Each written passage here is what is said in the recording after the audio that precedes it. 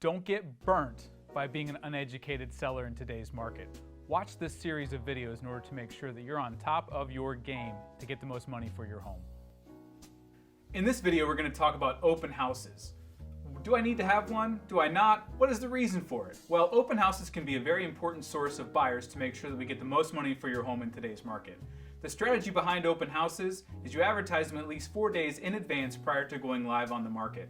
Typically, you want to do open houses on Saturday and Sunday, usually between the hours of 12 and 4 p.m. Sometimes people do them all day. It all depends on your market and what kind of strategy you're looking to do, but that would be the recommendation on that front.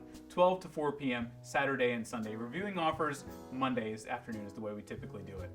So what's the point of an open house? Well, the point of an open house is to drive as many buyers as possible into your home at the same time to drive attention to it and have them compete in multiple offer situations. Remember, most buyers in today's market are reacting on emotion versus data. So if we can put them all in the same room at the same time when they see each other, they're going to start thinking, oh man, I better jump on this house now and put together a really competitive offer. That is the strategy behind an open house. Continue to watch this series of videos and not get burnt, and make sure you're the most educated seller in today's market to get the most money for your home.